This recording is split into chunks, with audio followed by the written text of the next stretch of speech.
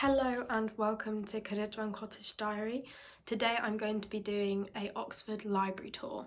Oxford's an amazing place for libraries. Each college within the university has its own library specifically for the students attending that college. So New College has its own library for New College students, and the same principle applies to all the different colleges in the university. And then on top of that, we have faculty libraries, which are open to any student within the university. So for example, today we're going to be visiting the Radcliffe Camera, which is the history faculty library. So there are plenty of study spots to choose from, and I hope you enjoy. I'm going to voice over the various libraries that we visit, giving you some information about why I like them and just a little bit of the history.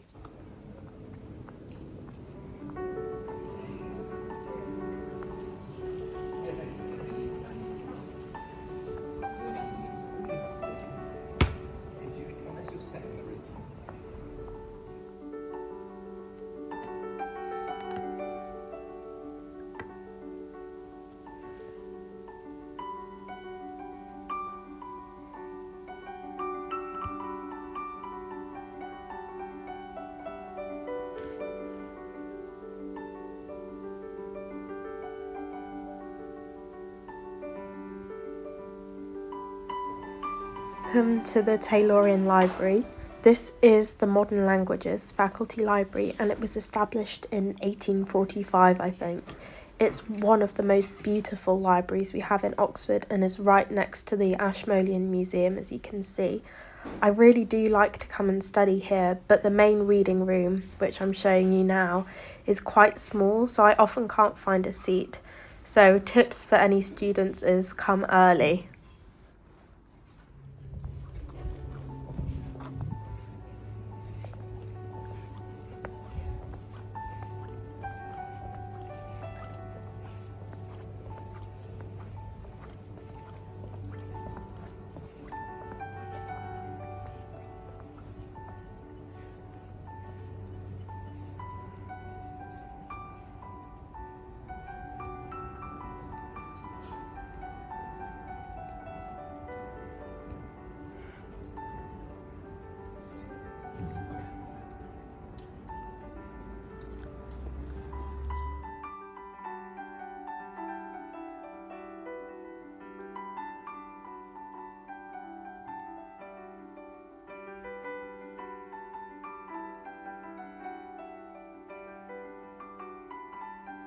Now we're off to probably the most iconic library at the university, and that is of course the Radcliffe Camera, which is the building that you can see right in front.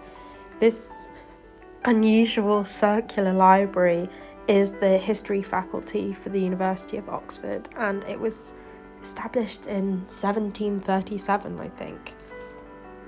It is so stunning, and it is probably the most iconic building in the city of Oxford.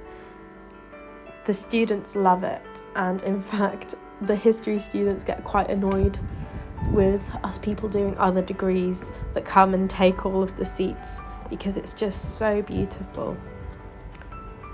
I can't wait to show you inside. So this is the lower library in the Radcliffe Camera, and I personally like to come here in the evening because the light is just so cosy and atmospheric. So we have all these little compartments coming off this main area in the middle, as you can see, and it is just the coziest place to come and work in the evening with all the little street lights outside and the cobbles. And then there's this lovely spiral staircase connecting the lower and upper reading rooms. The upper reading room has a completely different feel to the lower one in the Radcliffe Camera. And the first time I went into this room, I literally gasped. And that's not just because of all the books. Look at it, it's so pretty. Ta-da! I just feel so incredibly lucky that I get to come and study here.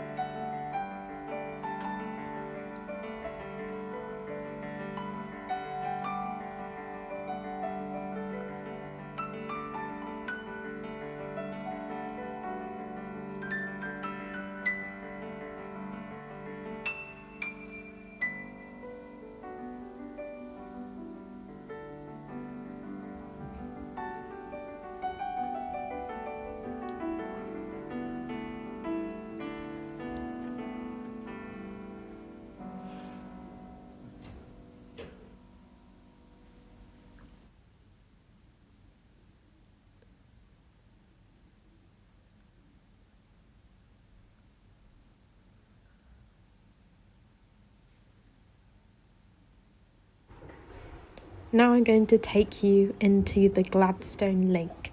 This is an underground passageway between the Radcliffe Camera and the old Bodleian Library. So we go down these steps in the Radcliffe Camera and along this tunnel. So this is the Gladstone Link. It's so exciting.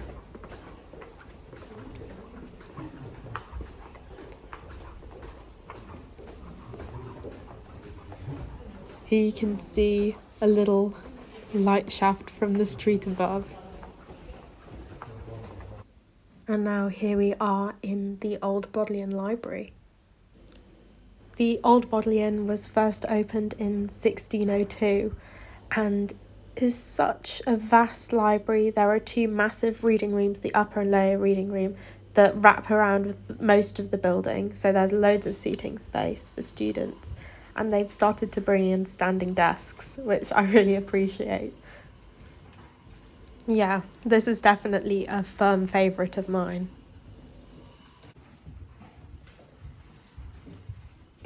So this is the Duke Humphrey's library. It's in the old Bodleian building, but is a separate library within that. It's beautiful, and there are so many old manuscripts and books in here. Any fans of Discovery of Witches or Harry Potter might recognise it as the library from Hogwarts and a place where Diana Bishop, the main character in Discovery of Witches, likes to come and study. Unfortunately, even though it is really beautiful, I don't actually come and study here. I just don't find it practical. Us students aren't allowed to bring pretty much anything into this library. So all you're allowed to bring is a laptop. You're not allowed pens, you're not allowed water, anything that could damage the old and rare books inside, which is fair enough. I feel like I would just be too terrified to come and study in here because all the books in here are alarmed and the desks face right onto the bookshelf, so I just feel like I'd end up brushing a book and sending alarms off in the place.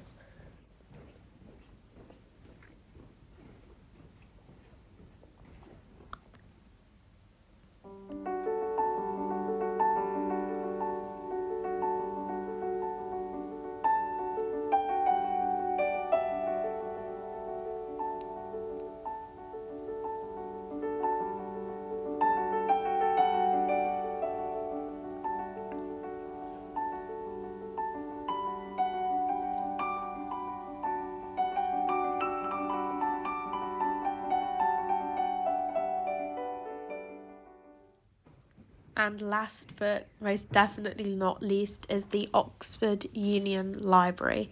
So it's technically not part of the University of Oxford itself, but instead a student society library. It's stunning. It was opened in 1857 and the artworks on the walls are by William Morris and Gabriel Rossetti. I absolutely love coming here, especially in the winter time, because the students are given blankets and hot water bottles to keep us cozy while we type away on our laptops. Yeah, it's just so beautiful and such a cozy place.